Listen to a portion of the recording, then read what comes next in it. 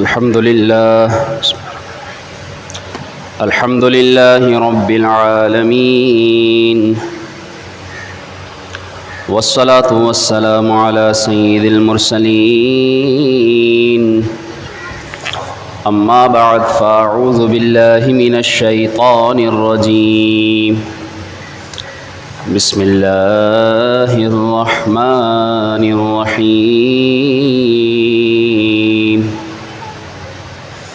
قال الله تعالى في القرآن المجيد والفرقان الحميد: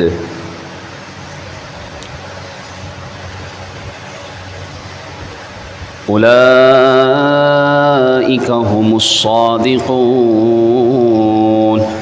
صدق الله تعالى مولانا العظيم، وبلغنا رسوله النبي الأمين الكريم، ونحن على ذلك لمن الشاهدين والشاكرين، والحمد لله رب العالمين.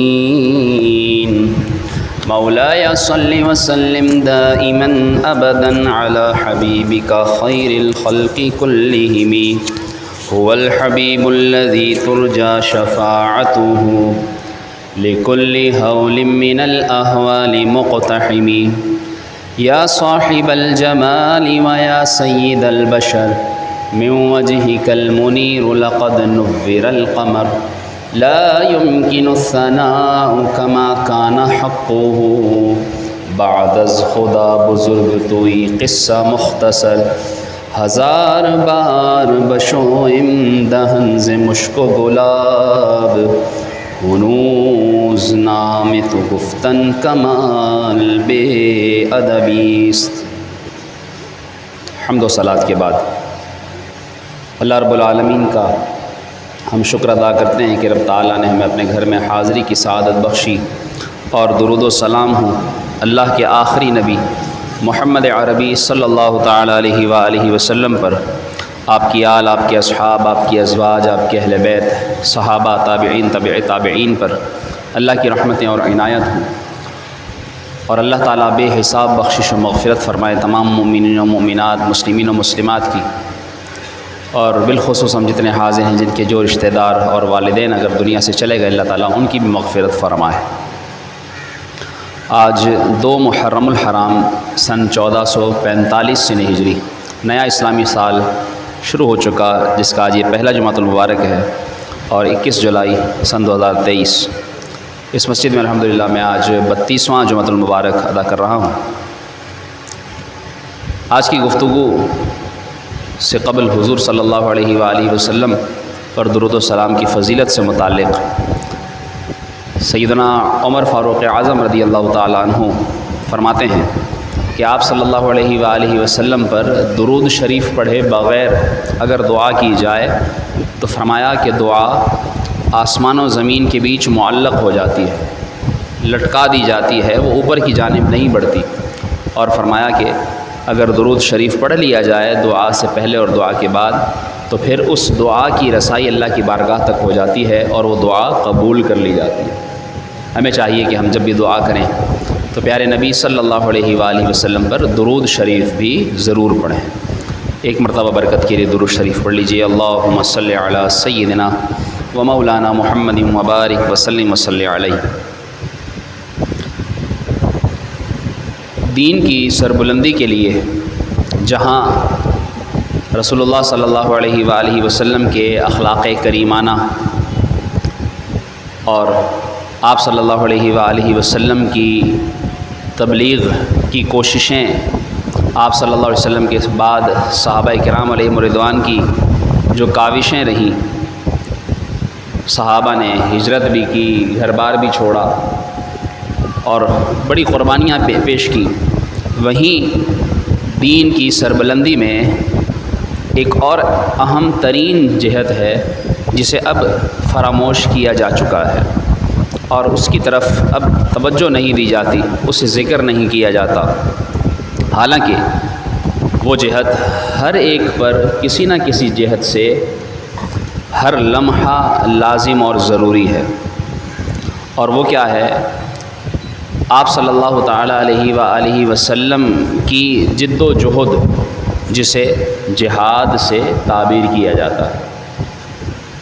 یہی وجہ ہے کہ آپ صلی اللہ علیہ وآلہ وسلم نے اول تو خود جہاد میں شرکت فرمائی، اور پھر اکابرین امت نے بھی، ہمارے اسلاف صحابہ نے، تابعین تبع تابعین نے، محدثین نے اور بڑے بڑے اولیاء نے اپنی اولاد کو ان جہاد کے واقعات کو، اپنی اولاد کو ازبر کرایا کہ جن سے ہماری تاریخ بھری پڑی ہے، اور ان کے اندر ایسا جذبہ بھر دیا کہ اگر کبھی موقع آ جائے کسی طاغوتی قوت سے ٹکرانے کا تو پھر اس وقت وہ جھجکنے کی بجائے بصد ذوق و شوق ان کی روحیں، ان کے جسم، ان کے دل تڑپ اٹھیں کہ وہ اللہ کی بارگاہ میں اپنی جان کا نذرانہ پیش کرنے سے بھی گریز نہ کریں۔ اور اسی جذبے میں اور اسی طرح اللہ کی راہ میں قربان ہونے کے لیے پیش ہو جانے میں دنیا کی زندگی کی کامیابی اور اخروی یعنی آخرت کی زندگی کی سرخروئی اسی میں پنہا ہے۔ اسی کو شاعر نے خوب کہا ہے کہ مٹایا قیصر و کسریٰ کے استبداد کو کس نے، وہ کیا زور حیدر فقر بوذر صدق سلمانی۔ دراصل اللہ رب العالمین کے دین کی خاطر کو جب کوئی بلندی کے لیے، اس دین کی سربلندی کے لیے نکلتا ہے اور اپنے آپ کو پیش کرتا ہے تو پھر اللہ تبارک و تعالیٰ اسے دنیاوی اور اخروی سعادتیں عطا فرماتا ہے۔ اب یہ جہاد، اور جہاد میں خاص کر کیا ایسا شوق ہو، کیا ایسا جذبہ ہو کہ جسے مد نظر رکھ کر آج ہم بھی اس میں اپنا حصہ کس طرح ملا سکتے ہیں۔ قرآن کریم میں اللہ رب العالمین نے فرمایا انما المؤمنون الذین آمنوا باللہ ورسولہ ثم لم يرتابوا وجاهدوا باموالهم وانفسهم اولئک هم الصادقون۔ فرمایا مومنین وہ ہیں کہ جو اللہ اور اس کے رسول صلی اللہ علیہ وسلم پر ایمان لائے، اور اس کے بعد پھر انہوں نے کسی قسم کا شک نہیں کیا، وہ جھجکے نہیں، اور پھر انہوں نے جہاد کیا اپنی مالوں کے ساتھ اور اپنی جان کے ساتھ۔ دو قسمیں یہاں بیان ہو گئی جہاد کی، ایک مال سے جہاد اور ایک اپنی جان کے ساتھ جہاد۔ اور فرمایا ایسے لوگ سچے ہیں، دراصل وہ لوگ سچے ہیں۔ اور پھر رسول اللہ صلی اللہ علیہ وآلہ وسلم نے ارشاد فرمایا، پوچھا گیا کہ یا رسول اللہ صلی اللہ علیہ وسلم کس قسم کا جہاد اللہ کی راہ میں قبول ہے؟ آپ صلی اللہ علیہ وسلم نے فرمایا من قاتل لتکون کلمۃ اللہ اعلیٰ فہو فی سبیل اللہ، کہ جس نے اللہ کی راہ میں جہاد کیا، کیونکہ بہت سے لوگ اس لیے بھی جہاد کرتے تھے، اس لیے بھی راہ اسلام میں نکلتے تھے کہ انہیں غنیمت کا مال مل جائے، اور اس لیے بھی کہ ان کا نام ہو جائے کہ یہ جنگ میں شریک ہوا تھا، اس لیے بھی کہ ان کو اگر شہید کر دیا جائے تو ان کو شہید کہا جائے، اس لیے بھی کہ لوگ ان کی بہادری کے قصے بیان کریں۔ تو آپ صلی اللہ علیہ وسلم نے فرمایا ایسا جہاد نہیں، بلکہ اس نیت سے جہاد کہ اللہ کے کلمے کی سربلندی ہوگی، اللہ کا دین بلند ہوگا، اللہ کا دین پھیلے گا، اس لیے جو اللہ کی راہ میں نکلے گا تو وہ دراصل اللہ کی راہ میں نکلنا جہاد کہلاتا ہے۔ حضرت سیدنا ابو ہریرہ رضی اللہ تعالیٰ عنہ نے ارشاد فرمایا من مات ولم یغزو، جو اس طرح مر گیا کہ اس نے غزوہ یعنی کسی جنگ میں جہاد میں شرکت نہ کی اور شرکت کا موقع نہ ملا، تو کم از کم اتنا تو ہو ولم یحدث به نفسه، کہ کم از کم اس کے دل میں یہ تمنا ہو کہ اگر مجھے موقع ملتا تو میں اللہ کی راہ میں ضرور نکلتا، لیکن اگر اس کا یہ شوق بھی نہ ہو، یہ اس کے ذہن میں یہ تمنا بھی نہ ہو، بلکہ اس سے وہ بھاگتا ہو، اور فرمایا پھر اگر وہ اس طرح مر گیا مات علی شعبۃ من نفاق، فرمایا تو پھر گویا کہ وہ ایک نفاق کی جہت پر اس کا انتقال ہوا۔ یعنی نہ صرف جہاد کے اندر شریک ہو جانا، اگر شرکت کا موقع نہ ملے تو کم از کم دل میں اس کی تمنا رکھنا کہ کبھی مجھے اللہ کی راہ میں حاضر ہونے کا موقع ملا اور اپنی جان لٹانے کا، نذرانہ پیش کرنے کا مجھے موقع مل گیا تو میں اس سے کتراؤں گا نہیں، اس سے جھجکوں گا نہیں، اس سے پیچھے نہیں رہوں گا، بلکہ اس میں پیش ہو جاؤں گا۔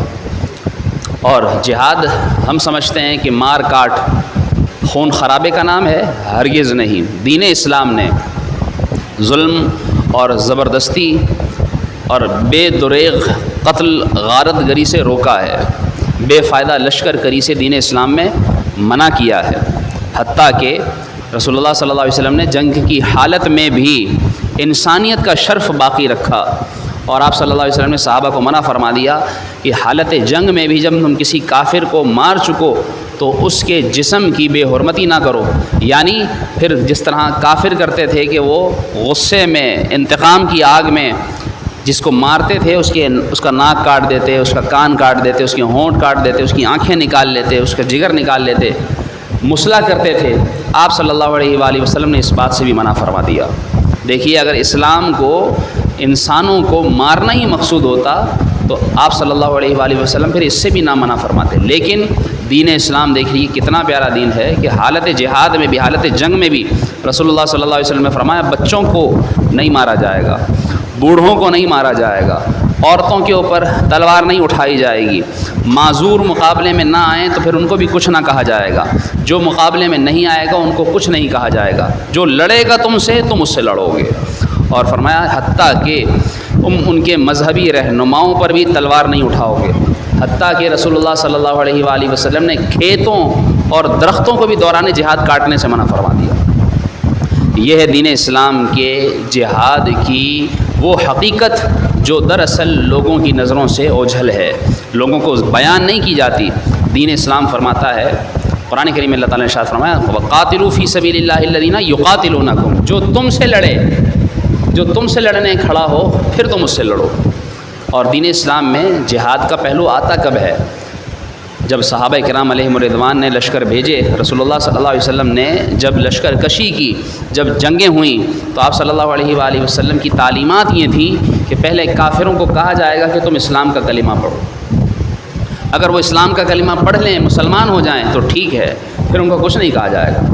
دوسرے نمبر پر اگر وہ تمہارے اسلام سے منع کرتے ہیں اور اپنے دین میں رہنا چاہتے ہیں، ان کا جو بھی دین ہے، جو بھی مذہب ہے، تو اس پر بھی دین اسلام کی تعلیمات یہ ہیں کہ اسلامی حکومت کو وہ جزیہ دیں گے. وہ دین اسلام کو، اسلامی حکومت کو، اسلامی ریاست کو وہ ذلت کے ساتھ حاضر ہو کر، سر جھکا کر اور عاجز ہو کر پھر سالانہ یا ماہانہ خراج ٹیکس کی صورت میں جزیہ پیش کریں گے کہ ان کو کہا جائے گا کہ تم اپنی آمدنی سے اتنا اسلامی حکومت کو جمع کراؤ گے. پھر اگر وہ اس بات پر بھی راضی نہ ہوں، پھر تیسرا آپشن ہے کہ پھر اب مقابلے میں آؤ اور پھر جو ہے وہ یا تو پھر تم مارے جاؤ گے اور مارے جانے کے بعد تمہاری عورتوں کو، تمہارے بچوں کو کنیزیں اور غلام بنا لیا جائے گا اور تمہاری جائیدادوں پر قبضہ کر لیا جائے گا، تمہارا مال غنیمت ہو کر تقسیم کر دیا جائے گا مسلمانوں میں. اور پھر جب اگر مقابلے میں آتے ہیں تو پھر اس کے بعد یہ ساری جو قیودات میں نے پہلے ذکر کی کہ اس کے بعد بھی بچوں، بوڑھوں، عورتوں، معذوروں، مذہبی رہنماؤں، ان کی دینی مراکز کے اوپر پھر بھی جو ہے حملے کی اجازت نہیں.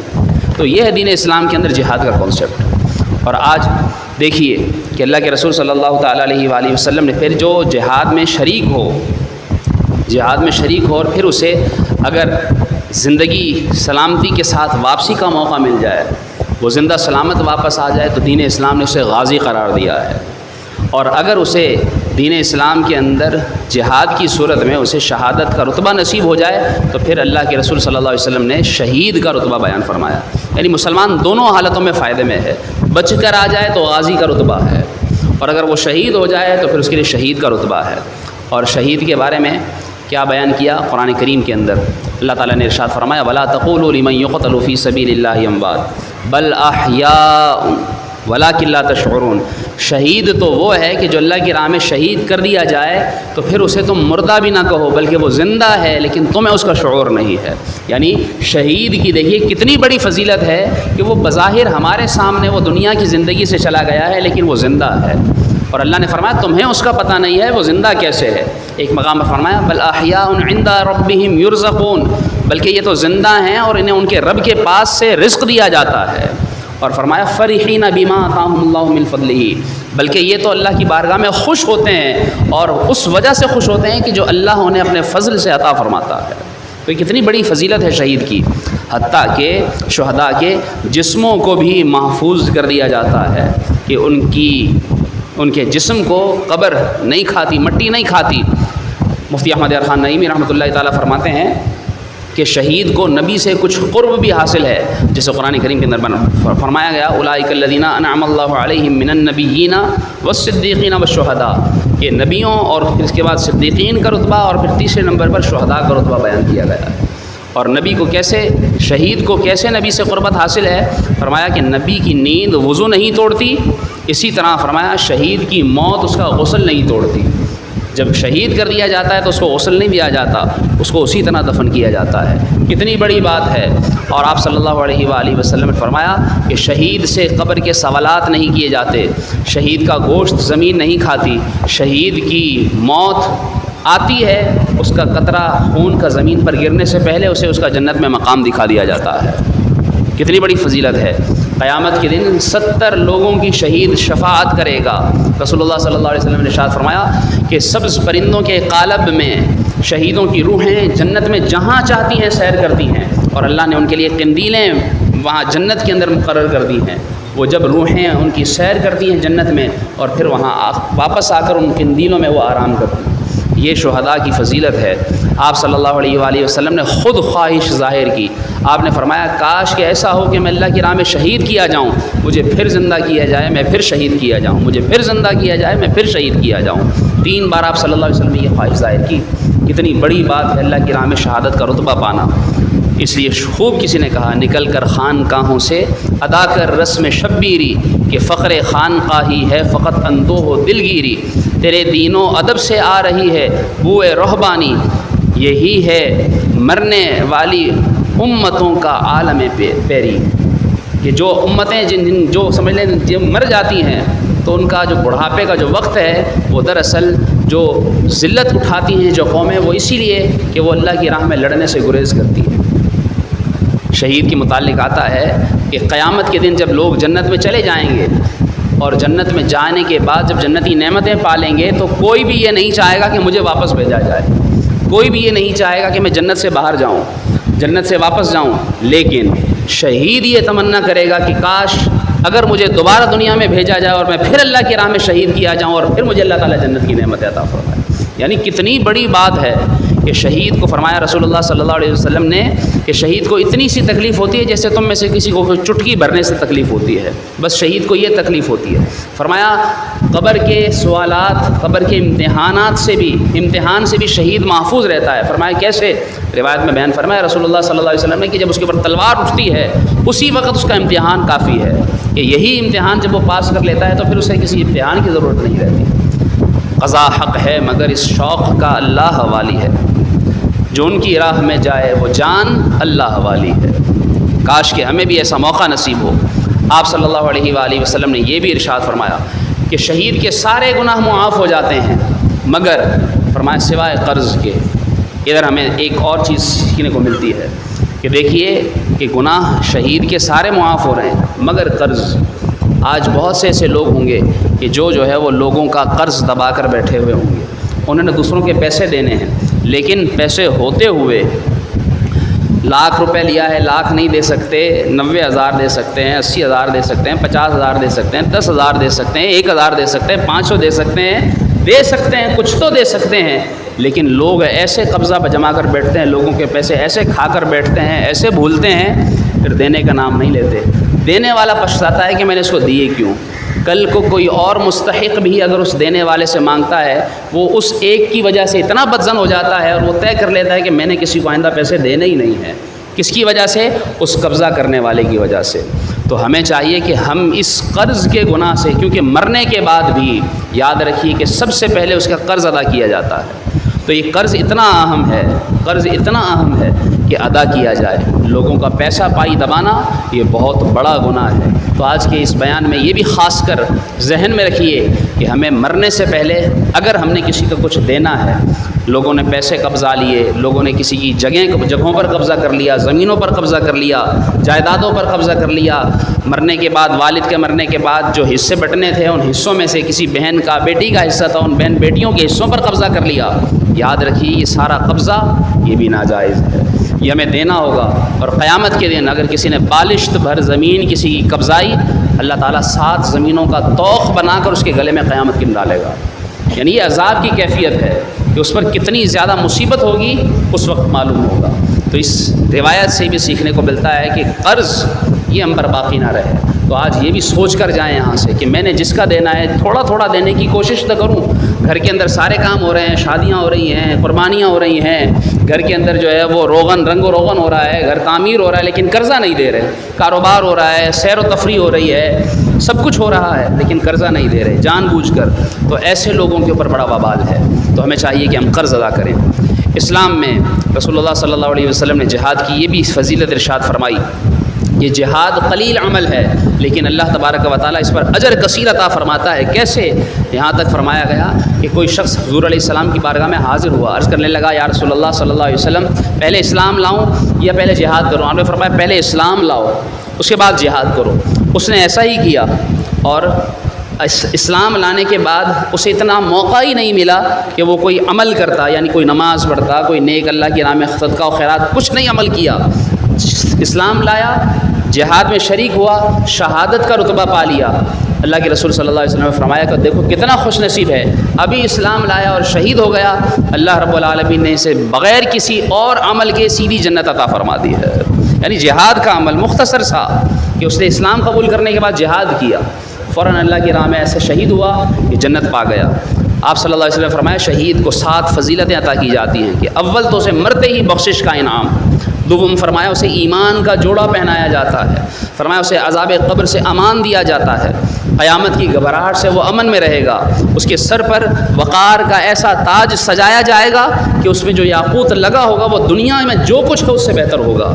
آپ صلی اللہ علیہ وسلم نے فرمایا اسے جنت کی 72 حوریں اس کے نکاح میں دی جائیں گی اور وہ 70 لوگوں کی شفاعت کرے گا اور اس کی شفاعت سے لوگ جو جہنمی ہوں گے انہیں اللہ تعالی جنت میں داخل فرمائے گا.